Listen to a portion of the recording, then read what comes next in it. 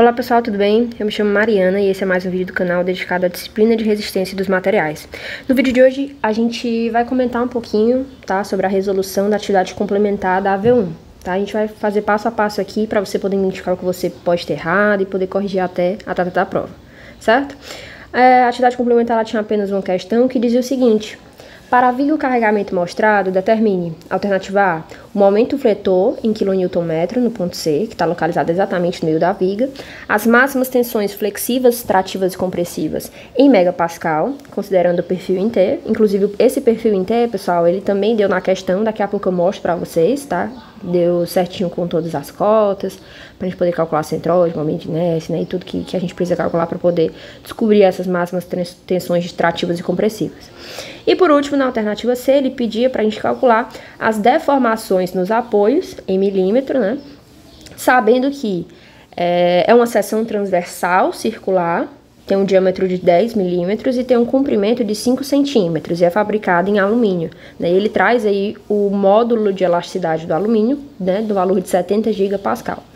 Bom, pessoal, vamos começar aqui pela alternativa A. Ele pede o momento fletor no ponto C, né? Bom, o ponto C está localizado exatamente aqui no meio da viga, tá? A gente tem aqui em todo o comprimento dessa viga uma carga distribuída no valor de 3 kN por metro. E essa viga ela tem um comprimento de 6 metros, tá? Então, o primeiro passo aqui é descobrir as reações que a gente tem nesses apoios, né? Eu tenho um apoio aqui no lado esquerdo, né, que eu vou chamar de ponto A. Então, eu tenho um apoio aqui no ponto A e tenho um apoio aqui nesse lado direito que eu tô chamando de ponto B, tá? Então, a gente precisa descobrir essas reações que a gente tem aqui, tanto na vertical como na horizontal, tanto no ponto A como no ponto B, tá? Então, vamos lá. Primeiro passo a ser feito, né, primeira coisa a se fazer é fazer o diagrama do corpo livre, onde a gente coloca na nossa viga, né, no nosso modelo, todas as reações e todas as forças que estão agindo nela, tá? Então, vamos lá. No ponto A, a gente tem uma força aqui RAY na vertical, uma força RAX na horizontal. No ponto B, a gente tem uma força RBY na vertical e também uma força na horizontal, que eu chamei de RBX, tá? Só que lembra que no nosso modelo que ele deu pra gente, a gente tem uma carga distribuída. Bom, para a gente poder calcular as reações, a gente precisa transformar essa carga distribuída numa carga pontual. E como é que a gente faz nessa força resultante pontual que vem, né, da carga distribuída? Bom, a carga pontual, né, que é um resultante de uma carga distribuída, o valor dela vai ser o valor da área dessa carga distribuída. Então, se eu tenho aqui uma carga distribuída no formato retangular, a minha resultante vai ser a área desse retângulo. Então, a gente tem aqui a base, 6 metros, né, e a altura, 3. Então, se a área do retângulo é base vezes a altura, então eu multiplico 6 vezes 3, que dá 18, que é justamente o valor aqui que eu coloquei como a carga pontual, tá? Então, esse 18 vem justamente dessa área da carga distribuída. Então, ela, por ser um formato retangular, essa carga pontual, ela fica localizada exatamente no meio, tá? Então, por isso que ela tá exatamente também aqui no ponto C. Então, vamos lá. Primeiro passo aqui, pessoal, é calcular o momento.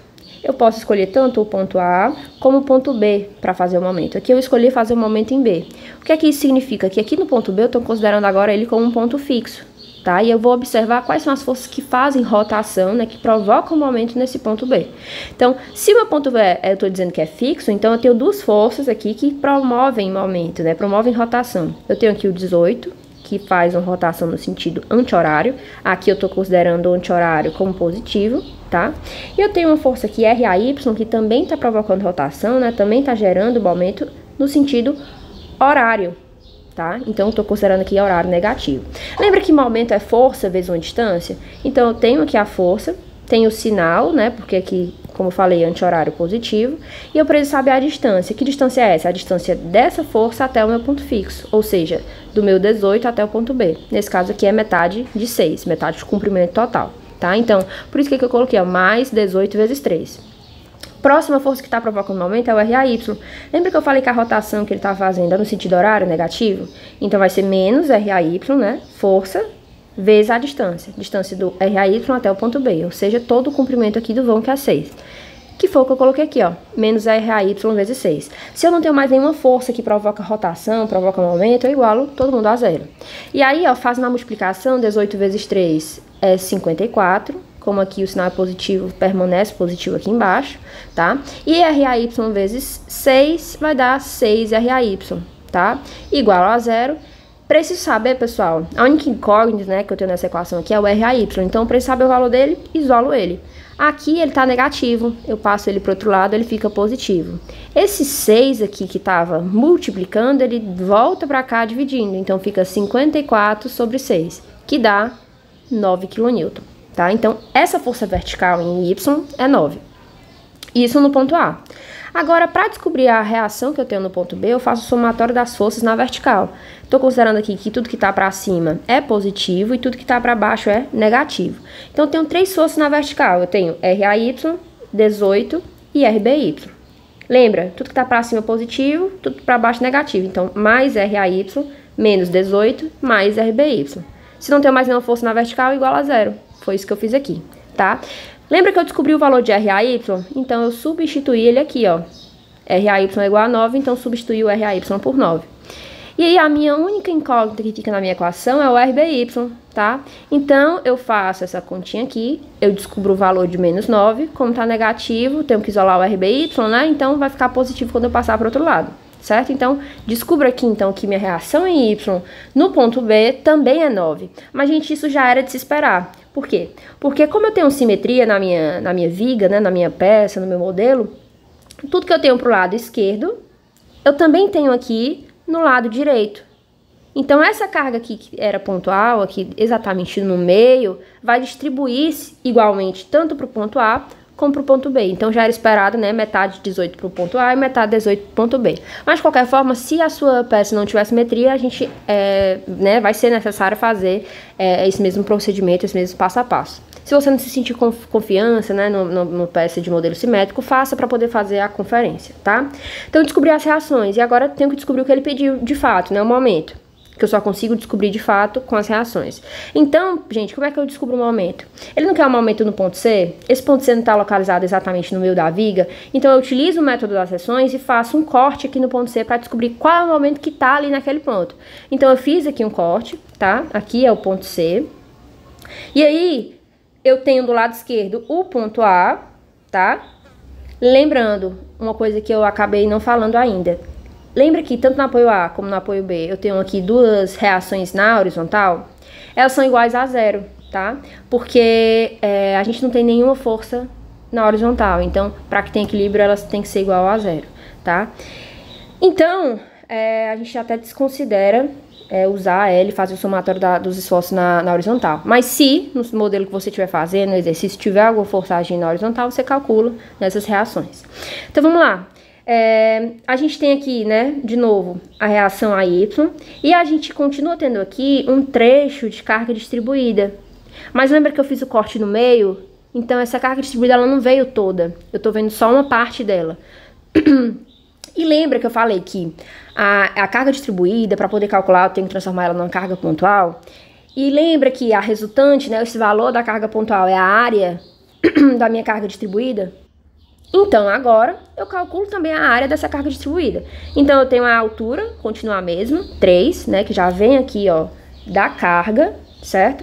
Só que o que muda aqui é o comprimento, porque lembra que eu cortei na metade de 6, ou seja, nos 3 metros? Então, eu multiplico a área, né, base vezes a altura continua a mesma, 3, e a base mudou, que agora vai ser 3 metros. Então, 3 vezes 3, então a minha nova resultante aqui é 9, tá? E, de novo, ela fica localizada exatamente no meio daquele meu trecho, tá?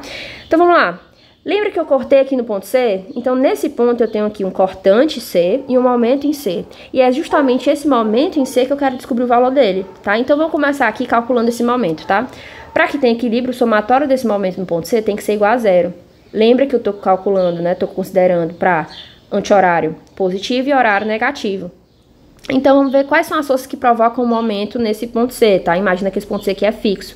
Então, esse 9, essa carga pontual de 9, ela vai girar, promover um sentido anti-horário positivo, né? Então, força 9 vezes a distância, que é a distância do 9 até o ponto fixo, que é o ponto C. Então, metade de 3, né? 1,5. Então, 9 vezes 1,5. Qual é a próxima força que está provocando o momento, pessoal? RAY, né? No sentido horário negativo. Tá? Então, a força RAY vezes a distância da força até o ponto fixo, que é o ponto C. Então, força RAY vezes a distância, que é 3. Então, lembre que RAY a gente calculou que era 9 kN, então, ó, 9 vezes 3, tá? Só que, além dessas forças aqui, eu tenho o momento em C, né? Ele não vai ser multiplicado por uma distância, porque ele já é um momento, e é justamente ele que a gente quer descobrir.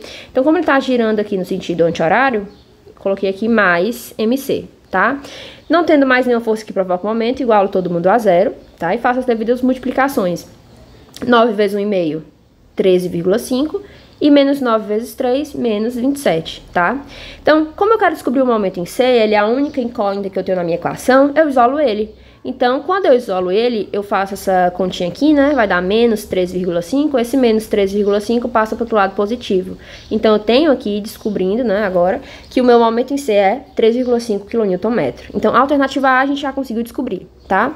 Agora, o que é que ele pedia? Vamos lembrar. Na alternativa B, ele pedia as tensões máximas flexivas, né? Trativas e compressivas, considerando o perfil em T, tá? Então, vamos lá. O perfil que ele deu pra gente foi esse perfil que tá aí na tela de você, tá?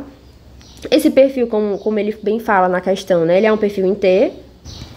Ele dá, né, todas as cotas, então a gente tem aqui, né, essa base superior 100 milímetros com espessura de 8, essa altura total do perfil de 100 e essa base aqui de 6 milímetros. Então ele dá todas as cotas e a gente consegue calcular onde é que tá o centroide, a gente consegue calcular um momento de inércia, porque lembra, o que a gente está descobrindo aqui na alternativa B? As tensões máximas de flexão, né, trativas e compressivas. Como é que a gente calcula essas tensões de flexão? A equação da flexão, pessoal, é tensão é igual a MC, né, M vezes C, sobre a inércia, sobre I, MC sobre I.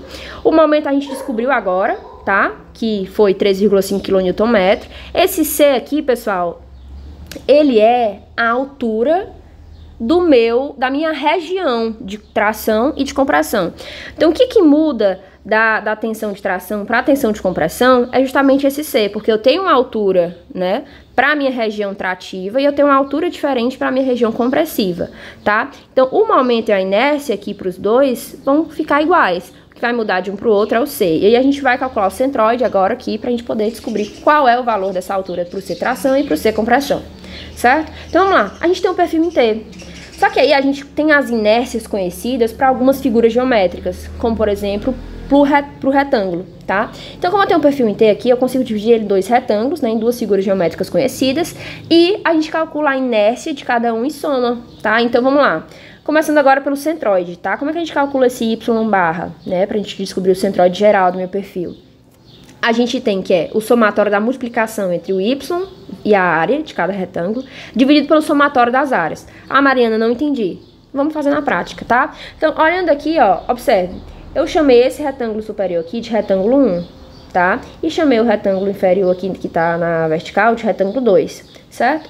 Marquei aqui o centroide de cada um deles. Então, aqui é o centroide do retângulo 1 e aqui é o centroide do retângulo 2. Só que o que eu quero descobrir aqui não é o centroide de cada retângulo, mas o centroide geral do meu perfil, né? Então, vamos começar aqui pelo primeiro retângulo, tá? Quem é o y e quem é a área desse retângulo? O y, pessoal, que eu tô falando agora no centroide, é a distância do centroide do meu retângulo 1 até o meu eixo. Lembra que eu tenho aqui um eixo na vertical de y, né? E horizontal x, tá? Então, essa distância é a distância do centroide até meu eixo aqui embaixo, tá? Vamos lá. Essa distância, né? Muita gente acha que é 100. Só que 100, pessoal, é até aqui em cima, ó. O meu centroide, ele não tá lá em cima, ele tá aqui, ó, na metade dessa espessura do retângulo 1. Então, se minha espessura total aqui é 8, então tá na metade de 8, né? 4. Então, essa distância aqui, ó, é 4. Só que eu preciso saber a distância até lá embaixo, né? Então, vamos lá, eu pego essa altura total e subtraio, né, metade de 8, que é o 4, né? Então, 100 menos 4, 96. Então, é esse 96 aqui. E multiplicado pela área do retângulo 1. A área do retângulo 1 é a base 100 vezes a altura, que é 8, tá? Eu somo com esse mesmo procedimento que a gente fez, né? Agora pro retângulo 2.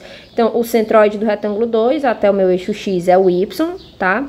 Não é 50, pessoal, porque, observe, 100 é a altura até lá em cima. O meu retângulo 2, a altura dele é aqui, ó. Então, que altura é essa? É 100 menos essa distância, que é 8. 100 menos 8 é 92. Se essa minha altura toda é 92 e o meu centroide desse retângulo está na metade de 92, então esse y é 46, tá? Então, 46 vezes a área.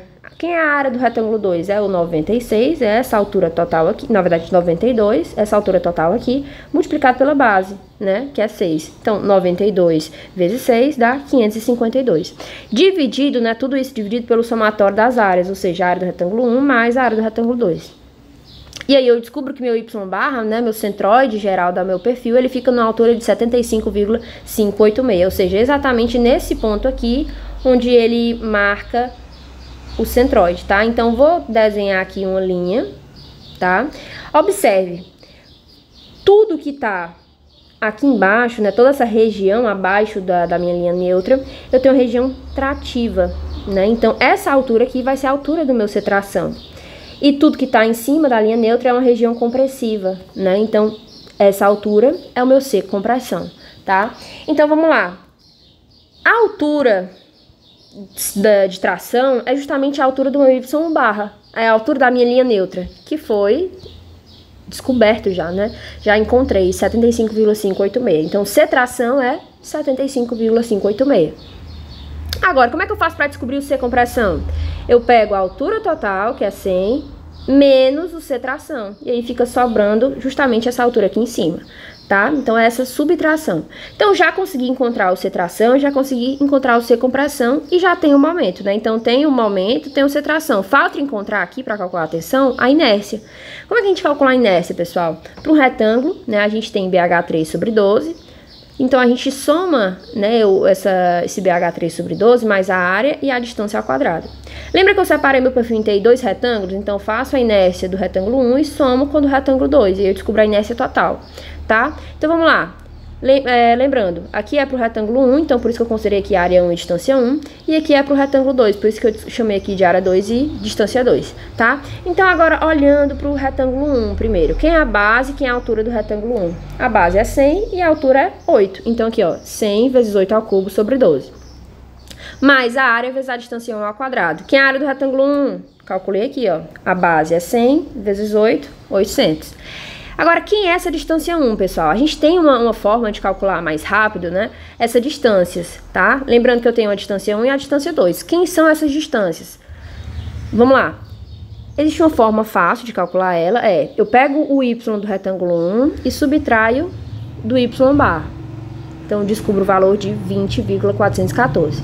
Faço a mesma coisa para o retângulo 2, pego o y do retângulo 2 menos o y barra.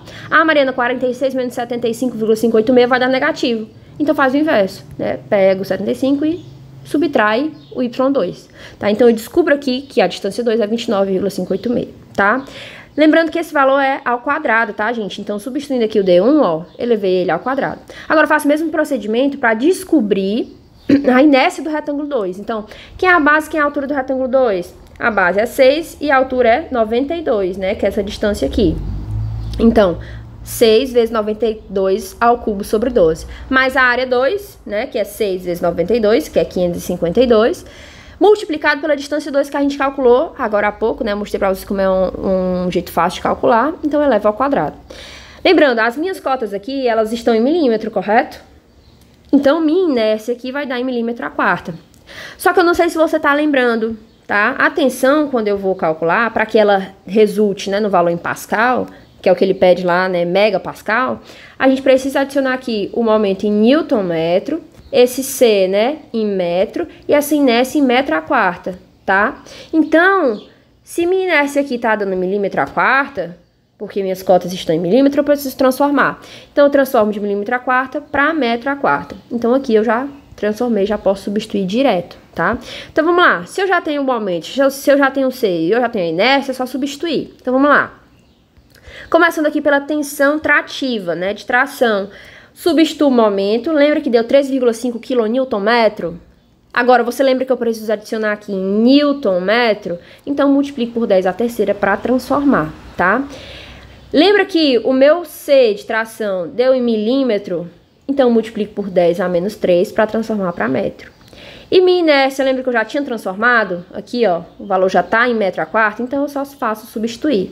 Então eu descubro que minha tensão trativa, minha tensão máxima de tração é 843,176 megapascal, tá? E agora eu faço a mesma coisa para compressão, tá? Minha tensão de compressão, lembrando, o momento permanece o mesmo e a inércia também. Então, 3,5 vezes a terceira, dividido pela inércia, 1,2102 vezes 10 a menos 6. Agora, eu substituo o valor aqui do C compressão por qual distância? Por essa distância, que calculando, né, faço a subtração de 100 menos o C tração, eu descubro aqui o meu C compressão, que tem o valor de 24,414. Lembrando que, de novo, 24,414 que a gente consegue lá, tá em milímetro, então multiplico por 10 a menos 3 para transformar para metro, tá? Então, descubro que minha tensão máxima de compressão é 272,343 megapascal. Lembrando que ela é negativa, tá? Porque ela está na região compressiva. Agora, agora a gente finalizou, né, a alternativa B. E última coisa que ele pede pra gente calcular que é as deformações nos apoios. E ele pede pra gente considerar uma seção transversal, né, de diâmetro de 10 milímetros e um comprimento de 5 centímetros. Então, a gente tem aqui que, pra gente calcular o deslocamento, a gente usa aquela equação do deslocamento, né, PLAE, ou seja, a força vezes o comprimento dividido pela área vezes o módulo de elasticidade. Essa força, pessoal, a gente coloca em Newton, tá? O comprimento em metro, a área em metro a quarta e o módulo de elasticidade em Pascal, ou seja, Newton por metro quadrado. E a gente consegue descobrir, né, esse resultado aqui vai ficar em metro lá no final. Mas aí você multiplica por 1000, né, e transforma para milímetro, tá? Então, e aí, agora a gente vai substituir aqui alguns valores. Lembra que esse P é o valor da força? Lembra que ele pediu pra gente calcular o deslocamento no apoio? Qual era o valor lá do apoio? Da força que tinha no apoio? Vamos ver aqui, ó. No apoio, tanto no ponto A como no ponto B, os valores deram iguais, né? Ó, pra RAY deu 9 e pra RBY 9 também. Então, eu substituo aqui o valor de 9. Como lá deu quilonewton, né? Eu multiplico por 10 a terceira pra transformar pra newton. E o comprimento que ele disse pra gente que era 5 centímetros, eu transformo aqui pra metro, tá? Divido tudo isso pela área, πr ao quadrado. Lembra que a área lá, ele deu um diâmetro pra gente de 10 milímetros, eu transformo aqui pra metro, tá? Lembrando que aqui é o raio, então metade de 10 é 5. Multiplico pelo módulo de elasticidade, que é 70. Lembra que era 70 gigapascal? Então, é 70 vezes 10 a nona. Então, quando eu venho aqui, o meu deslocamento vai sair em metro. Eu multiplico como ele pediu para milímetro, né? Eu multiplico por 1000 e aí o deslocamento nessa deformação vai dar 0,08185 milímetro, tá? Então, a gente finaliza a questão. É uma questão que é simples, mas tem alguns detalhes que são muito importantes para você poder acertar no final. Se você curtiu esse vídeo, não esquece de dar o like. Se você teve alguma dúvida, comenta aqui embaixo.